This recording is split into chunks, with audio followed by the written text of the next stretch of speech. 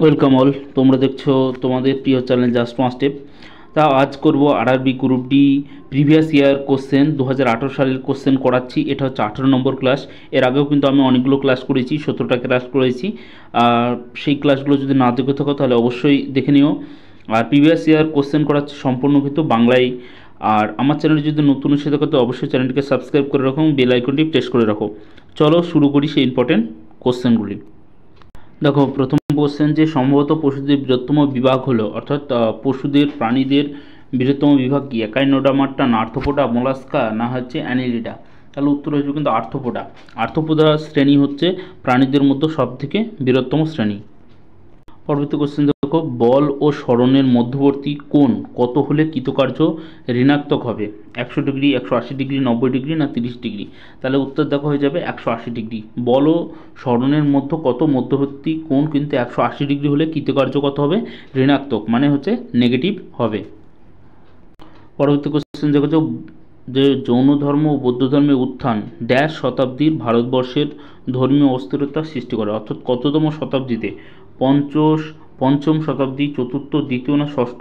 তাহলে উত্তর হবে কিন্তু ষষ্ঠ শতাব্দীর ভারতবর্ষে ধর্মীয় অস্থিরতা কিন্তু সৃষ্টি করেছিল বৌদ্ধ ধর্ম ও জৈন ধর্মের উত্থানের ফলে। পরবর্তী কোশ্চেন দেখো যে কোন ব্যক্তি কর্ণাটক সঙ্গীতের ত্রিমূর্তি হিসাবে অভিহিত সঙ্গীতজ্ঞদের মধ্যে অন্যতম? মীরাবাই, ত্যাগরাজ, যোগমায়া না কালিদাস? তাহলে উত্তর হয়ে যাবে কিন্তু ত্যাগরাজ হচ্ছে সঠিক অ্যান্সার। পরবর্তী কোশ্চেন দেখো যে সার্বজনীন মহাকর্ষীয় সূত্র কোন ক্ষেত্রে প্রযোজ্য? যে কোনো দুটি বস্তু, পৃথিবী ও সূর্য, না চাঁদ ও পৃথিবী, না সূর্য ও গ্রহগুলো? তাহলে উত্তর হয়ে যাবে কিন্তু সার্বজনীন মহাকর্ষীয় সূত্র কোন ক্ষেত্রে প্রযোজ্য? যে কোনো দুটি বস্তুর ক্ষেত্রে কিন্তু প্রযোজ্য। তারপর দেখো নিচের কোনটি শূন্যস্থানে ভ্রমণ করতে পারে না? শূন্যস্থানে ভ্রমণ করতে পারে না অর্থাৎ শূন্য মাধ্যমে যেতে পারে না, সেটা হচ্ছে আলো, তাপ, শব্দ না রশ্মি? তাহলে দেখো আলো যেতে পারে, তাপও যেতে পারে, শব্দ কিন্তু যেতে পারে না, রশ্মিও যেতে পারে। তাহলে শব্দ কিন্তু যেতে পারে না শূন্যস্থান বা শূন্য মাধ্যমে। দেখো 7 নম্বর কোশ্চেন, আফিম যুদ্ধ হয়েছিল কোন কোন দেশের মধ্যে? রাশিয়া ও চীন, ব্রিটেন ও চীন, আমেরিকা ও চীন, চীন ও ভারত? তাহলে উত্তর হয়েছে ব্রিটেন ও চীনের মধ্যে কিন্তু হয়েছিল এই আফিম যুদ্ধ। পরবর্তী কোশ্চেন দেখো যে দুটি পরমাণুর মধ্যে বিদ্যমান একটি সমযোজী বন্ধনে সর্বাধিক কয়টি বন্ধন থাকতে পারে? 4, 3, 2, 1? তাহলে দুটি পরমাণু বিদ্যমান একটি সমযোজী বন্ধনে সর্বাধিক কয়টি বন্ধন থাকতে পারে? 3টি। তাহলে অপশন নাম্বার 2 হয়ে যাবে সঠিক অ্যান্সার। কত? 3টি বন্ধন কিন্তু থাকতে পারে। পরবর্তী কোশ্চেন দেখো কোনটিতে কার্বন পরমাণু একই সমতলে অন্য একটি কার্বন পরমাণুর সঙ্গে বন্ধনে আবদ্ধ থাকে এবং একটি ষড়ভুজাকার বিন্যাস গঠন করে? দেখো ষড়ভুজাকার বিন্যাস, এটা দেখে আমরা বুঝতে পারছি যে কোশ্চেন অ্যান্সারটা কী হবে। হীরক, গ্রাফাইট, বেনজিন না প্রোপেন? তাহলে উত্তর হয়ে যাবে কিন্তু বেনজিনে কিন্তু ষড়ভুজাকার বিন্যাস কিন্তু থাকে। জীববিজ্ঞানের প্রাথমিক একক কি? গণ, রাজ্য, গোত্র না প্রজাতি? তাহলে উত্তর আসবে কিন্তু প্রজাতি হচ্ছে জীববিজ্ঞানের বিন্যাসের প্রাথমিক কিন্তু একক। তারপর দেখো গড় দ্রুতি ও গড় বেগ ড্যাশ একটি বস্তুর গতি ব্যক্ত করে? তাহলে ক্ষুদ্র দূরত্বে, সুদীর্ঘ দূরত্বে, একটি নির্দিষ্ট দিকে না নির্দিষ্ট সময়কালে? তাহলে উত্তর হয়ে যাবে কিন্তু নির্দিষ্ট সময়কালে গড় দ্রুতি এবং গড় বেগ একটি বস্তুর গতি ব্যক্ত করে।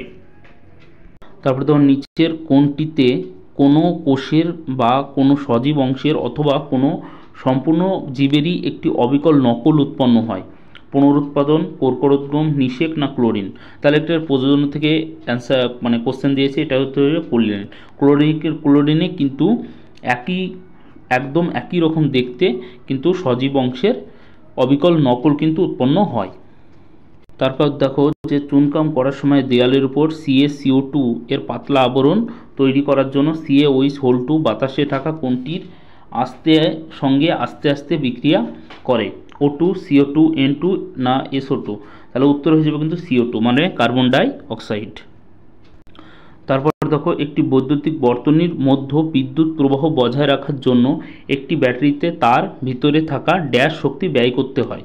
তাহলে বৈদ্যুতিক, গতি, স্থিতিশক্তি না রাসায়নিক? তাহলে ব্যাটারির মধ্যে যে কোন শক্তি কিন্তু ব্যয় হয়ে যায় যে বিদ্যুৎ প্রবাহ বজায় রাখার জন্য? তাহলে উত্তর হিসেবে কিন্তু রাসায়নিক। তাহলে ব্যাটারির মধ্যে কোন শক্তি সঞ্চিত থাকে? রাসায়নিক শক্তি। তারপর দেখো যে সোডিয়াম কার্বনেটের অণুতে ড্যাশটি পরমাণু বিদ্যমান, অর্থাৎ কয়টি পরমাণু বিদ্যমান, 7টি, 8টি, 5টি না 6টি? তাহলে উত্তর হয়ে যাবে কিন্তু 6টি। তাহলে সোডিয়াম কার্বনেটের অণুতে 6টি পরমাণু বিদ্যমান থাকে। তারপরে দেখো একটি বদ্ধ এলাকা যেখানে বিক্রয়ের উদ্দেশ্যে একটিমাত্র অর্থকারী ফসল চাষ করা হয় তাকে কি বলে? কিচেন গার্ডেন, রোপণ চাষ, স্থায়ী চাষ না ঝুম চাষ? তাহলে দেখো বদ্ধ এলাকা হচ্ছে রোপণ চাষ। রোপণ চাষ, যে অর্থকারী ফসল চাষ করা হয় তাকে বলা হয় রোপণ চাষ। তারপরে কোশ্চেন দেখো যে ল্যান্থানাইডগুলির পারমাণবিক সংখ্যা নিচের কোনটি? 90 103 না 57 70 না 50 69 না 58 71? তাহলে উত্তর হিসেবে 58 71। এটি হচ্ছে ল্যান্ডলাইন্সগুলির পারমাণবিক সংখ্যা। তারপরে দেখো তেজস্ক্রিয় মৌলগুলিকে স্থাপন করা হয়েছে কোথায়? ল্যান্থানাইট, অ্যাক্টিনাইট, 7ম পর্যায় না 8ম পর্যায়?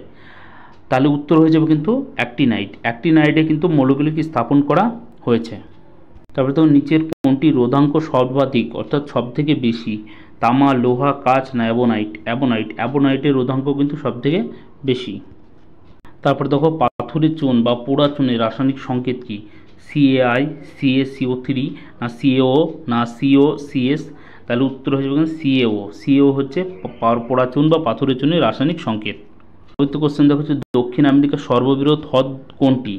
জুনিন হ্রদ, পুপো হ্রদ, টিটিকাকা হ্রদ না ভ্যান্সিলিয়া হ্রদ? তাহলে হচ্ছে টিটিকাকা হ্রদ। টিটিকাকা হ্রদ হচ্ছে দক্ষিণ আমেরিকার সর্ববৃহৎ হ্রদ।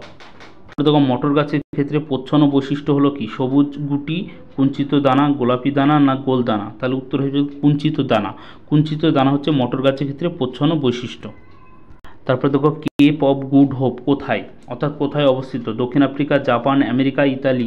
তাহলে উত্তর হয়ে যাবে কিন্তু দক্ষিণ আফ্রিকা। দক্ষিণ আফ্রিকা কিন্তু কেপ অফ গুড হোপ কিন্তু অবস্থিত। তারপর দেখো পরবর্তী প্রবাহ মানে অল্টারনেটিভ কারেন্ট কে আবিষ্কার করেন? নিউটন, নিকোলা টেসলা না টমাস এডিসন না আইনস্টাইন? তাহলে অল্টারনেটিভ কারেন্ট আবিষ্কার করেন হচ্ছে নিকোলা টেসলা।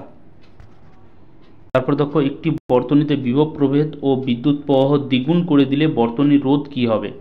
বিভব প্রভেদ মানে বিভব 2V মানে বিদ্যুৎ প্রবাহ মানে 2I করে দিলে কি হয়ে যাবে?